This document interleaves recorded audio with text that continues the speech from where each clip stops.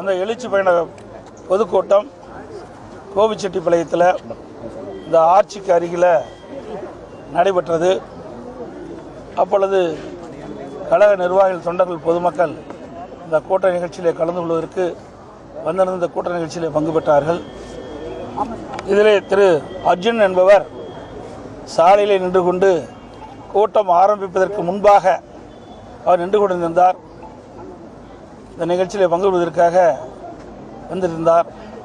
அவர் திடீரென்று மயக்கமுற்று சாலையிலே விழுந்தவுடன் உடனடியாக அக்கம் பக்கத்தில் இருந்தவர்கள் 108 ஆம்புலன்ஸுக்கு தகவல் கொடுக்கப்பட்டு அதன் மூலமாக மருத்துவமனையில் சேர்க்கப்பட்டு அவருக்கு சிகிச்சை அளிக்கப்படுகின்ற சூழ்நிலையில் அவர் வருகின்ற வழியிலே இறந்து விட்டதாக மருத்துவர் தெரிவித்திருக்கின்றார்கள்.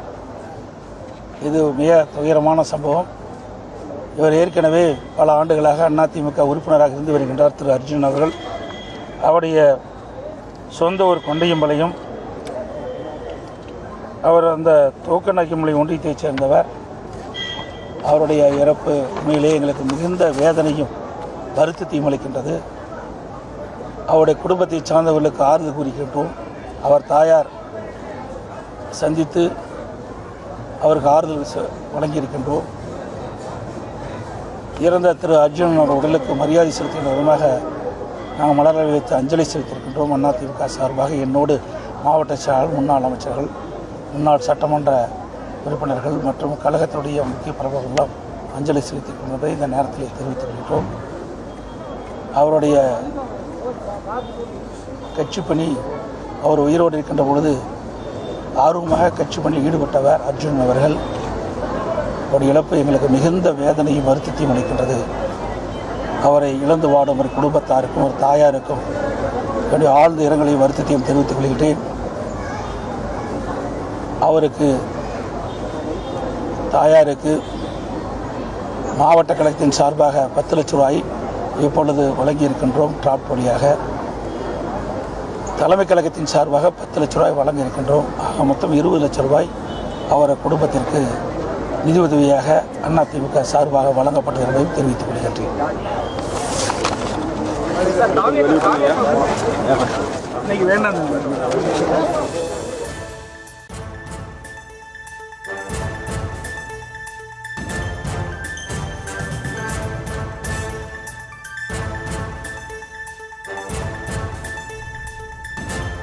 ஈரோடு கோபிச்செட்டிப்பாளையத்தில் நேற்று நடைபெற்ற அதிமுக பொதுக்கூட்டத்தில் தொண்டர் ஒருவர் மாரடைப்பால் உயிரிழந்தார்.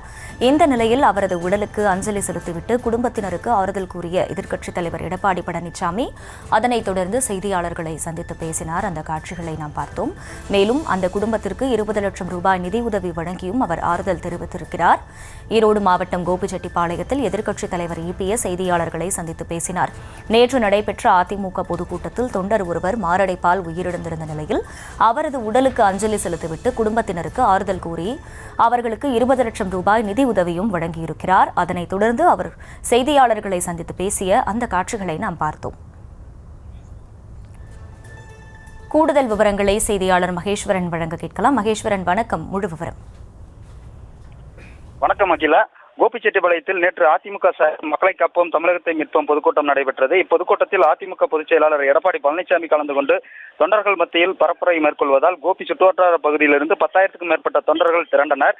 இந்நிலையில் அதிமுக பொதுக்கூட்டத்தில் பங்கேற்பதற்காக கோபிச்செட்டிப்பாளையம் அருகே உள்ள கொண்டையம்பாளையத்தைச் சேர்ந்த அதிமுக உறுப்பினர் அர்ஜுனன் என்பவர் பரப்புரை நடைபெறும் இடத்திற்கு நடந்து வந்தபோது திடீரென மயங்கி விழுந்தார். இதனை கண்ட அக்கம் பக்கத்தினர் அவரை மீட்டு கோபி அரசு மருத்துவமனைக்கு ஆம்புலன்ஸ் மூலம் அனுப்பி வைத்தனர். அங்கு பரிசோதித்த மருத்துவர்கள் வரும் வழியிலேயே இறந்துவிட்டதாக உடலை பிரேத பரிசோதனைக்காக வைக்கப்பட்டிருந்தனர். இதனையடுத்து அதிமுக பொதுக்கூட்டத்திற்கு வந்த அதிமுக உறுப்பினர் அர்ஜுனன் மயங்கி விழுந்து உயிரிழந்த தகவல் அறிந்த அதிமுக பொதுச் செயலாளர் எடப்பாடி பழனிசாமி இன்று கோபிச்செட்டிப்பாளையம் அரசு மருத்துவமனையில் அர்ஜுனனின் உடலுக்கு அஞ்சலி செலுத்துவதற்கும் அவரது குடும்பத்திற்கு ஆறுதல் தெரிவிக்கவும் வருகை தந்தார்.